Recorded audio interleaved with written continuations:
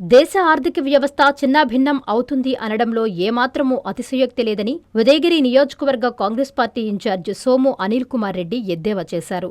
వింజమూరులోని ఆర్&బి బంగ్లాలో సోము అనిల్ కుమార్ రెడ్డి విలేకరుల సమావేశం ఏర్పాటు చేశారు. ఈ సందర్భంగా ఆయన మాట్లాడుతూ బీజేపీ ప్రభుత్వం ఏర్పడినప్పటి నుండి దేశ ఆర్థిక వ్యవస్థ విచ్ఛిన్నమైందని, పేద బడుగు బలహీన వర్గాల జీవన గమనం తారుమారయ్యే పరిస్థితి ఏర్పడిందని ఆయన మండిపడ్డారు. రైతులకు అందించే ఎరువులు అధిక ధరలకు విక్రయిస్తూ ఉండడంతో రైతులు పూర్తిగా ఇబ్బందులు పడుతున్నారని, అలాగే రైతు పండించే పంటకు సరైన గిట్టుబాటు ధర లేక తీవ్ర నష్టాల్లోకి కూరుకుపోయి ఆత్మహత్య చేసుకునే దారుణమైన పరిస్థితులు నెలకొన్నాయన్నారు.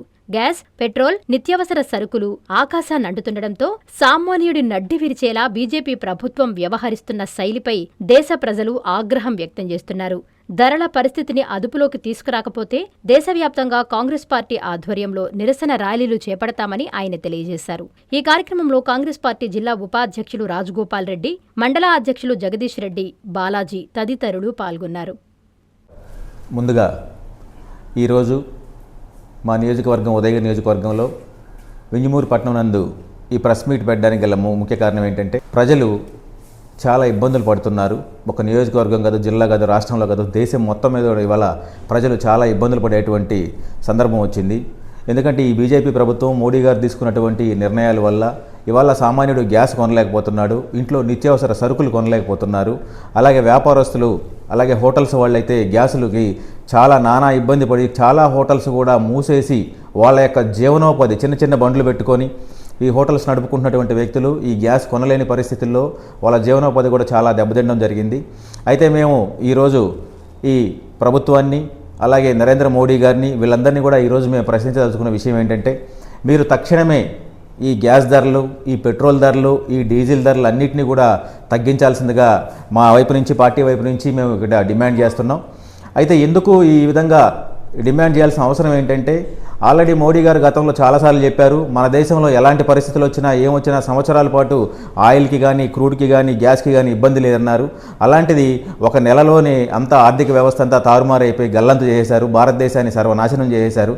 ఇది రాబోయే రోజుల్లో మనం అందరం కూడా, ప్రతి ఒక్కరం కూడా, మనకి పుట్టబోయే పిల్లలతో సహా మనం అందరం రుణపడి చాలా దారుణమైన పరిస్థితుల్లో ఆర్థిక వ్యవస్థలో కొన్ని దేశాలు నాశనం అయిపోయినట్టుగా కోడిగుడ్డు కొనడానికి కూడా మనం 10,000 రూపాయలు ఎత్తుకైన కోడిగుడ్డు కొనుక్కునే పరిస్థితులు కూడా వస్తాయేమని భయపడుతున్నారు.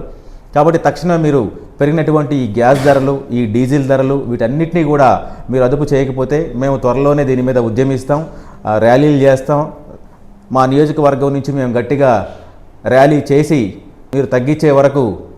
అదేవిధంగా ఈరోజు భారతదేశ పరిస్థితిని కానీ మనం చూసినట్లయితే భయానకమైనటువంటి పరిస్థితుల్లోకి వెళ్తున్నాం. ఎందుకు భయానకమైన పరిస్థితుల్లోకి వెళ్తున్నామంటే, ఈ ప్రభుత్వం తీసుకున్నటువంటి నిర్ణయాలు, ఈ ప్రభుత్వం చేస్తున్న పనులు, ఈ ప్రభుత్వ తీరు ఎందుకు ఈ విధంగా చేస్తుందో సామాన్యుడికి అర్థం కాని పరిస్థితి. ఉదాహరణగా చూస్తే ఇవాళ మోడీ గారి స్వయంగా ఏం చెప్తున్నారంటే, మీరు గ్యాస్ కొనొద్దు, పెట్రోల్ కొనొద్దు, లేకపోతే డీజిల్ కొనొద్దు, బంగారం కొనొద్దు, రేపటి నుంచి మీరు ఎవరు భోంచేయొద్దు, ఇళ్లలోంచి బయటికి రావద్దు అనే విధంగా ఆయన చెప్తున్నాడు. ఒక దేశ ప్రధాని ఈ విధంగా చెప్పడంలో ఉన్న ఆంతర్యం ఏమిటో సామాన్యుడికి అర్థమయ్యే పరిస్థితి లేదు ఇవాళ. అయితే ఇక్కడ పల్లెల్లో వాతావరణంగా చూస్తే మనం ఎప్పుడో చెప్పుకున్నాం, పల్లెలు బాగుపడకపోతే ఏ సిటీలు ఉండవు, భారతదేశంలో ప్రజలే ఉండరు. అలాంటి పల్లెటూరులో ఒక రైతు అనేవాడు ఎంత కష్టపడుతున్నాడో చూస్తే, అతని కష్టానికి తగినటువంటి ప్రతిఫలం వచ్చినా రాకపోయినా ప్రతి ఏడాది తను పంట వేస్తాడు, ఎదురు చూస్తాడు, ఎంతో ఓపికతో ఉంటాడు. అలాంటి రైతును కూడా ఇవాళ దగా చేస్తున్నారు. ఏ విషయంలో అంటే, ఇటు ఎరువులు విపరీతంగా రేట్లు పెంచేశారు, ఇటు చూస్తే పండిన పంటకేమో గిట్టుబాటు ధర లేదు. ఇలాంటి దారుణమైనటువంటి పరిస్థితుల్లో రైతును తీసుకొస్తే రాబోయే రోజుల్లో ఇవాళ మనం అనుకుంటున్నాం ఏమని, అన్ని కెమికల్స్, అన్ని డూప్లికేటు, అన్ని కల్తీ అని. కల్తీ చేయాల్సిన అవసరం ఎందుకు వస్తుంది? పండించే రైతు తగ్గిపోతున్నాడు, సరుకు లేదు, మనం దిగుమతి చేసుకుంటున్నాం, వేరే దేశాల మీద ఆధారపడిపోతున్నాం, కాబట్టి డాలర్ వాల్యూ అనేది పెరిగిపోతుంది. ఆ విధంగా మనం దిగుమతి చేసుకోవడం వల్ల మన దగ్గర ఉన్నటువంటి భారతదేశంలో ఉన్నటువంటి ఒరిజిన్ ఏదైతే ఉందో ఆ ఒరిజిన్ మనకు లేకపోవడం వల్ల ఆ ఆరిజిన్ మిస్ అయిపోయి మనం కల్తీ చేసుకొని లేని దాన్ని పాలల్లో నీళ్లు, యూరియా, మిక్సింగ్, ఫ్రోజన్ కెమికల్స్ ఇవన్నీ వాడి మన ఆరోగ్యాలు మనం చెడగొట్టుకొని తొందరగా ఆ కాలంలో 35-25 ఏళ్ళకే గుండెపోట్లు వచ్చి చచ్చిపోతున్నారు. అంటే దీనంతటి కారణం ఏంటి? మనం గుర్తించట్లేదు. రైతు అనేది దీనికి చాలా ఇంపార్టెంట్. ఆ రైతును మనం కాపాడుకోకపోతే రాబోయే రోజుల్లో తిండికి కూడా చాలా ఇబ్బంది పడే రోజులు వస్తున్నాయి. అయితే ముఖ్యంగా ఇవాళ ఈ బీజేపీ ప్రభుత్వం చేసేటువంటి ఈ దారుణాల వల్ల చాలా దారుణమైనటువంటి పరిస్థితులు మనం ఎదుర్కోబోతున్నాము. ప్రతి ఒక్క రాజకీయ నాయకుడు కూడా ఎవరి స్వార్థం కోసం వాళ్ళు తీసుకునే నిర్ణయాల వల్ల సామాన్యుడు చాలా నష్టపోతున్నాడు.